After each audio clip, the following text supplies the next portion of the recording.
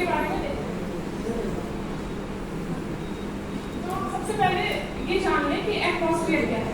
ये तो बेसिकली सबको पता ही होता है, लेकिन फिर भी देख लें, सिंपल भाषा में समझें तो atmosphere is layers of gases, means की ब्लैंकेट ऑफ गैसेस।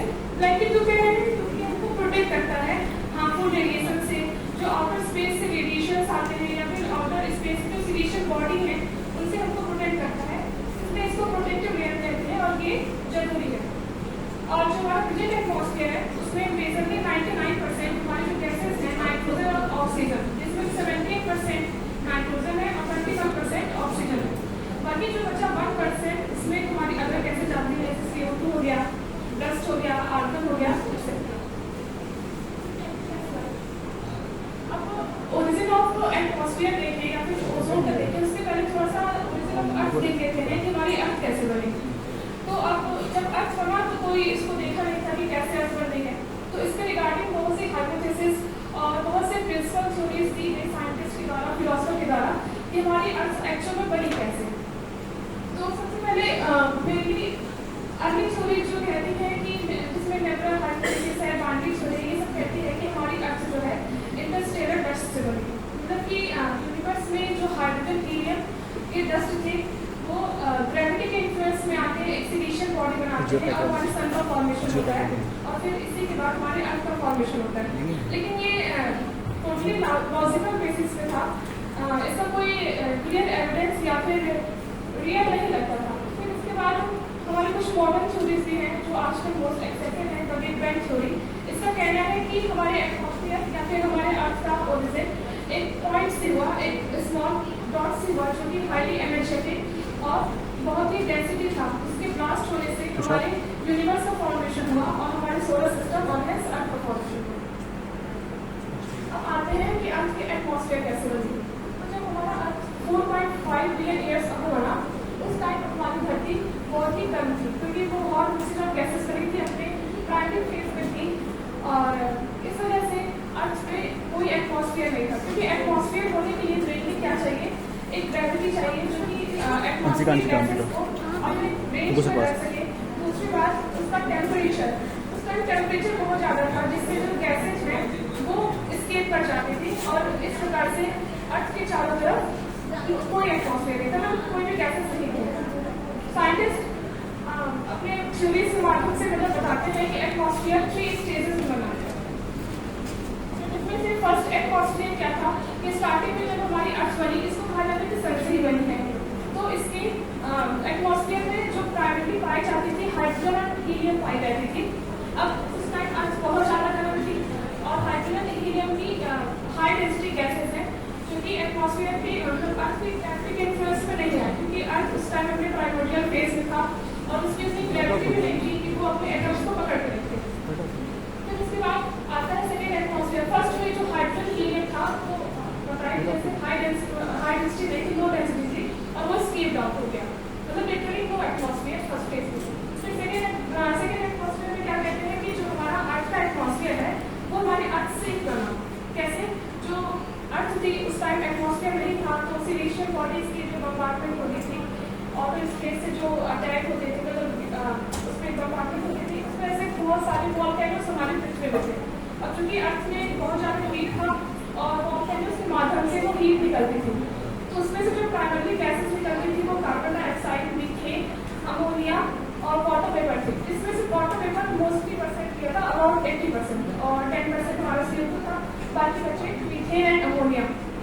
और यहाँ पे कुछ प्राइमरी लाइफ हमको देखने को मिलती है मीथेन और अमोनिया से, क्योंकि उस टाइम सन की रेडिएशन भी होली आ रही थी, तो यहाँ से ओरिजिन ऑफ लाइफ होती है और कुछ हमको बैक्टीरियाज, कुछ प्रोकैरियोट्स हमको देखने को मिलते हैं। फिर आते हैं थर्ड एटमॉस्फेयर में। सेकेंड वाले में अभी भी ऑक्सीजन नहीं आया। फिर third atmosphere about 2 billion of the planet evolution. Atmosphere में कुछ ऑक्सीजन आए। ये ऑक्सीजन कहाँ से आया, जब वॉल्केनिक इरप्शन हुआ तो उसमें जो वाटर वेपर निकले, अब उस टाइम जो यूवी रेडिएशन हो रही थी तो जो वाटर मॉलिक्यूल थे वो स्प्लिट हो गए, उसमें से हमारा मॉलिक्यूल ऑक्सीजन निकला। अब हाइड्रोजन का बना क्योंकि हाइड्रोजन लो डेंसिटी था और वो स्केप आउट हो गया, तो यहाँ से थोड़ी अमाउंट में हमको मॉलिक्यूलर ऑक्सीजन मिला। तो पहले ऑक्सीजन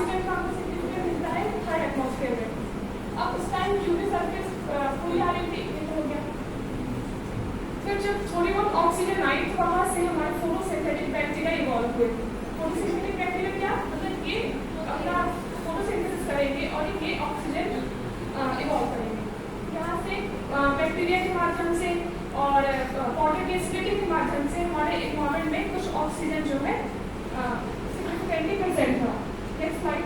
ये देखें कि जब अर्थ बना था और उसके बाद आज तक ऑक्सीजन की अमाउंट कैसे बढ़ी है। पहले काफ़ी कम थी, अब जब ओजोन लेयर बन गया और रेडिएशन ऑफ लाइट एग्जिस्ट करती है और अब ऑक्सीजन का लेवल क्या है। अब हम बताए थे स्टार्टिंग में कि ऑक्सीजन एटमॉस्फेयर का कंपोजिशन क्या है, इसमें 78% नाइट्रोजन, 21% ऑक्सीजन है और बाकी अदर गैसेज हैं। तो स्टार्टिंग में जब वोल्केनिक इरप्शन हुआ तो उसका CO2 लगभग 10% था। अभी CO2 किधर गया? तो ऑक्सीजन की फॉर्मेशन से जो फोटोसिंथेटिक बैक्टीरिया बने ये कार्बन डाइऑक्साइड जो है कंज्यूम किए और यहाँ से O2 रिलीज किए। तो इस तरह से, लेकिन इसके लिए बहुत टाइम लगा, मिलियंस ऑफ ईयर लगे। जब CO2 कंज्यूम किए, O2 रिलीज किए तो एटमॉस्फेयर से CO2 की परसेंटेज कम हुई और ऑक्सीजन की परसेंटेज बढ़ी। तो इसके बाद सेकेंड फिनोमेना में केमिकल वेदरिंग आती है। अब छोटे छोटे माइक्रो ऑर्गेनिज्म ग्रो कर रहे थे जो कि केमिकल वेदरिंग में भी हेल्प कर रहे थे। फिर इसके बाद एटमॉस्फेयर में सल्फर वगैरह था, ये भी एसिड रेन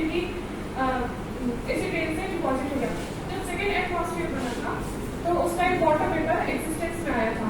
अब वाटर वेपर एग्जिस्टेंस में आया तो उससे हमारे क्लाउड्स बने। वाटर वेपर जब ऊपर गया तो इससे क्लाउड्स बने और फिर उससे बारिश हुई। फिर सेकेंड एटमॉस्फेयर में ओशन का मतलब ओशन दिखता है, ओशन में पहली लाइफ आई थी। अब इसके बाद सल्फर भी बैलेंस हो गया, ऑक्सीजन भी ठीक ठाक हो गया। नाइट्रोजन गैस जब धीरे धीरे लिविंग ऑर्गेनिज्म बन रहे थे तो नाइट्रोजन का परसेंटेज धीरे धीरे बढ़ रहा था क्योंकि ये एक इनर्ट गैस है, ज़्यादा रिएक्टिव नहीं होती है, इसलिए नाइट्रोजन का परसेंटेज धीरे धीरे बढ़ा। और फिर आज के करंट एटमॉस्फेयर जो कि 78% नाइट्रोजन, 21% ऑक्सीजन और 1% अदर गैसेज ये एग्जिस्ट करती है। नेक्स्ट स्लाइड पे नेक्स्ट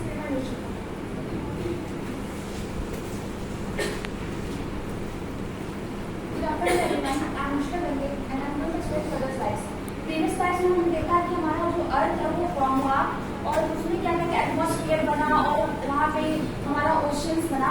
उसके बाद बात आती है उस समय ओजोन लेयर तब नहीं बना था। अबाउट 600 मिलियन एगो के बाद हमारा ओजोन लेयर फॉर्मेशन स्टार्ट हुआ। वो कैसे हुआ? एक क्या कहते हैं जब हमारे अर्थ पे ऑक्सीजन का जो एक्यूमुलेशन हो रहा था उसमें से जो ऑक्सीजन थे वो ब्रेकडाउन में स्प्लिट हुए और एक नेसेंट ऑक्सीजन और ऑक्सीजन मॉलिक्यूल्स मिल करके हमारा ओजोन लेयर का फॉर्मेशन करना स्टार्ट किए। तो अब ये इसको क्या कहते हैं, ये नहीं कि तुरंत बन गया, इसको क्या कहते हैं मिलियंस ऑफ ईयर्स लगे हैं बनने में और ये बना क्या कहते हैं 450 मिलियन अलग समूह में ओजोन लेयर का एक परफेक्ट क्या कहते हैं बन गया वहाँ पे जाके। उसके पहले जो लाइट थी वो ओशन नीचे होती थी, ये क्योंकि लाइट सभी नहीं थी, उसके नीचे ओशन पे ये होती थी कि वहाँ फोटोसिंथेसिस अच्छे से नहीं कर पाते था जो भी ऑर्गेनिज्म होते थे और ना ही क्या कहते हैं प्रॉपर क्या कहते हैं जो रेडिएशन जो आते सोलर रेडिएशन वो बहुत ही हार्मफुल होती थी, जिससे क्या कहते हैं कोई भी लैंड में फॉर्मेशन नहीं हो पा रहा था।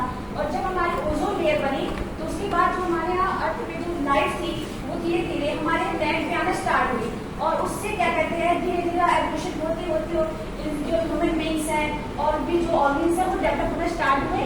तो ये ओजोन लेयर की क्या कहते हैं परफेक्ट एग्जाम्पल है। तो क्या कहते हैं ओजोन लेयर जो क्या कहते हैं एक परफेक्ट है जो हमें क्या कहते हैं बहुत सी क्या कहते हैं हार्मफुल सोलर रेडिएशन से हमको प्रोटेक्ट करती है और क्या कहते हैं यहाँ पे अर्थ पे बहुत से प्लांट्स को फ्लोरिश होने में हेल्प करती है।